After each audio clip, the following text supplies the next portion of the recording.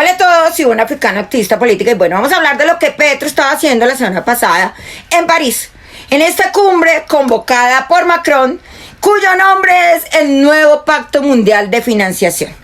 ¿Qué es esto? Un eufemismo, como todos los inventados hoy en día por la agenda globalista. ¿Qué consiste?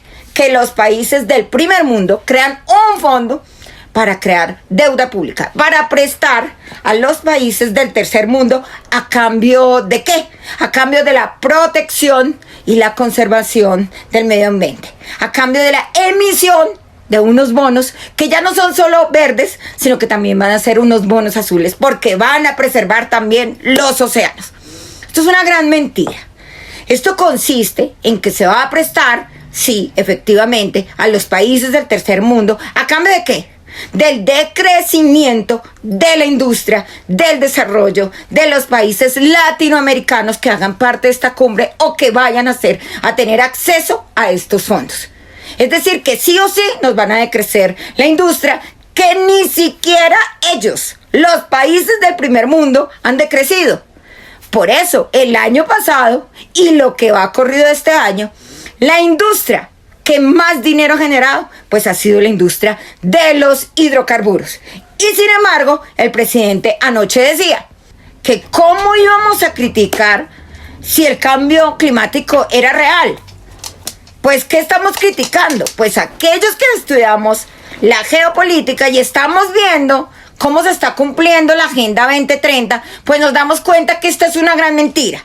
Endeudan a los países quienes firman una especie de contrato social en el que dicen, sí, nosotros ya no vamos a desarrollar más la industria de los hidrocarburos. Es más, cualquier industria energética que vayamos a desarrollar, lo vamos a hacer con ustedes. Y ahí aparecen las grandes inversionistas como BlackRock, aparece Larry Fink, claro, aplaudiendo a todo esto, porque finalmente ellos van a salir beneficiados.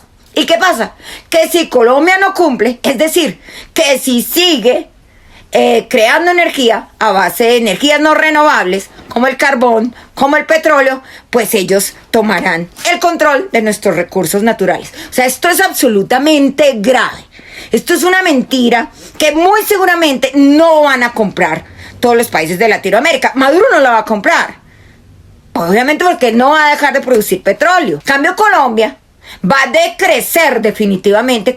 Esto es el cumplimiento del decrecimiento de nuestra economía energética a base de hidrocarburos para quedar dependientes de Venezuela y para obtener recursos del primer mundo, lo cual es terrible. Y cuando no podamos pagarlos, cuando ya hayan tomado todos los recursos de Ecopetrol, pues resulta que perderemos nuestros recursos naturales. Esto es muy, pero muy, muy, muy grave. ¿Y qué decir del odio que está urdiendo Petro? Ahora resulta que los trabajadores, toda la fuerza productiva del país tiene que estar en contra de quienes generan empleo, es decir, de los empresarios. Porque aquí no forma empleo masivo el Estado. Claro, crea empleos, pero no para todos los colombianos.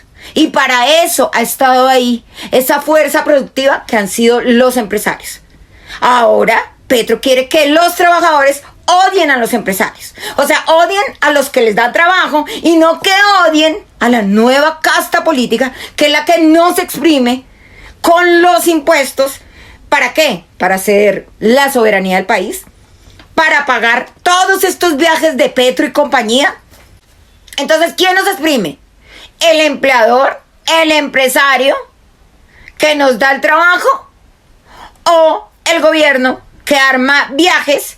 Y por ejemplo, a Laura Sarabia, a enero le pagaba en viáticos esta suma millonaria, más de 53 millones de pesos, con nuestro dinero. Ahora nos dicen que Benedetti sigue siendo embajador sin estar en la embajada, sin estar en Venezuela. ¿Quién paga ese sueldo? Nosotros. ¿Quién es el enemigo? ¿El empleador? ¿El empresario? ¿O el Estado que nos empobrece?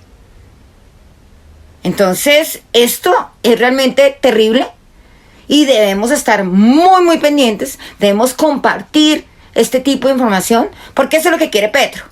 Que todos estemos prácticamente lobotomizados y creamos sus mentiras, su narrativa engañosa. Pero resulta que no, que hay muchos que también están estudiando, que también están comunicando y se están dando cuenta que la realidad supera toda esa narrativa engañosa. Así que no más odio, porque eso definitivamente, una casa dividida contra sí misma no prospera.